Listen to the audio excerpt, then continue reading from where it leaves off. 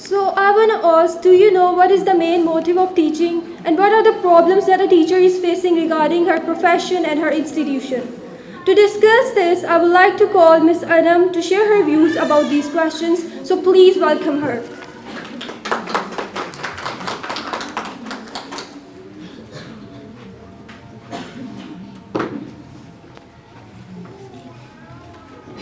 In the name of Allah, who is the most merciful and the most beneficent.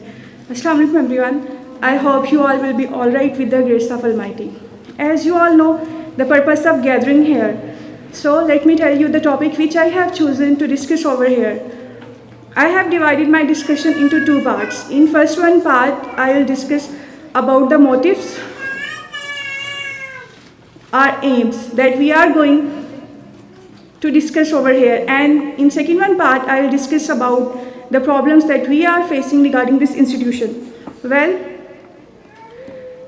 as you all know, there can be many reasons for choosing a profession, but once you have chosen a profession, you should be clear and you should be accurate regarding your institution, regarding your profession. Like if the figure is 2 plus 2 is equal to 4, that will remain 4.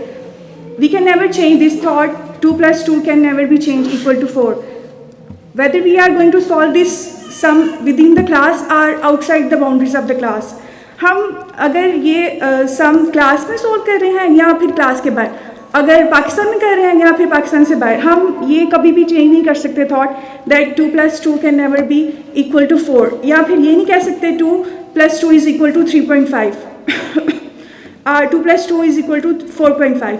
मतलब if we have chosen a profession, then be stuck with that profession and be constant. ये नहीं है कि that we are free for the 6 months and we want to spend our time in a productive way. हम लोगों ने time pass करना है एक प्रोडक्टिव वे में और हम लोगों ने चूज़ कर ली है टीचिंग. नहीं, ऐसे नहीं होता. If you have chosen the profession of teaching, then stuck with that profession. In second one point, I'll discuss about the loyalty. अगर आपने ये प्रोफेशन चूज़ कर ही लिया है तो then show your loyalty to this profession. Loyalty क्या है कि that I am teaching in Sialkot and Sialkot has the scope of teaching, and if I am going to move in another city और in another country, अगर तो मैं किसी और city में मूव कर रही हूँ या फिर किसी और कंट्री में मूव कर रही हूँ, तो इसका मतलब ये नहीं है I am going to change my profession too. क्योंकि अगर कहीं और जगह जा रही हूँ तो वहाँ पे टीचिंग का स्कोप नहीं है, तो मैं I am not going to adopt this profession any more. नहीं, अगर यहाँ पे टीचिंग करनी है तो अगर किसी और जगह मूव कर रही हूँ तो वहाँ पे भी टीचिंग करनी है. All right. The next one point syllabus, that if we are a teacher that to fulfil the requirement of syllabus on time और before time, that doesn't mean it is the only duty to fulfill. हम class में गए हैं तो एक proforma दिया जाता है that you need to fulfil the requirement of syllabus on time और बिफोर टाइम. यही सिर्फ ऑब्लिगेशन नहीं है, टीचर का क्लास के इन्वायरमेंट को क्रिएट करना, हर स्टूडेंट तक अप्रोच होना, हर चीज़ तक. स्टूडेंट की मेंटालिटी क्या है, स्टूडेंट अभी किस चीज़ के बारे में सोच रहा है, उसके अंदर क्या चल रहा है, ये सारी चीज़ें होनी चाहिए एक टीचर के अंदर के क्या चल रहा है क्लास में. सिर्फ ये नहीं क्लास में आए, पढ़ाया और चले गए. या अगर आपको इतनी जल्दी है कि आपने सिलेबस वो जो टॉपिक था आज का डिसाइड किया हुआ, प्लान किया हुआ, मैंने ये पढ़ाना है, तो बस अगर स्टूडेंट्स लड़ रहे हैं या कुछ और चल रहा है तो हम लोग चले गए हैं. नहीं, मुझे कोई लेना देना नहीं, मुझे सिलेबस खत्म करवाना है और मुझे बस जाना है यहाँ से. ये नहीं होता.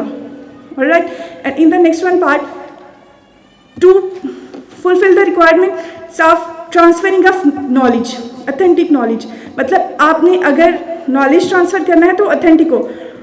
We are not Googles.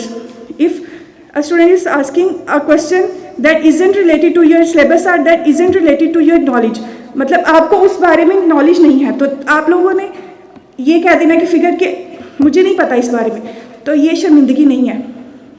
बजाय आपके आप ये कहें कि मैं इसको थोड़ा सा मॉडिफाई करके बता देती हूँ, लेकिन मैं ये तो नहीं ना कह रही कि भाई मुझे नहीं पता. नहीं, इसमें शर्मिंदगी नहीं है. बजाय कि आप उसको गलत नॉलेज ट्रांसफ़र करें और वो नॉलेज नस्लों तक ट्रांसफ़र हो, एक थॉट बन जाए कि ये चीज़ मेरी फ़लाँ टाइम पे फ़लाँ चीज़ फ़लाँ टीचर ने बताई, तो उन्होंने ठीक बताई होगी. टीचर गूगल नहीं है, ना ही उसको हर चीज़ के बारे में पता हो सकता है। इनसे and the second paragraph I am going to discuss over here and that one is problems that we are facing in our society. Word feminist सुना है आप लोगों ने आजकल? लिबरिज्म, एक और चला था मेरा जिस्म मेरी मर्जी।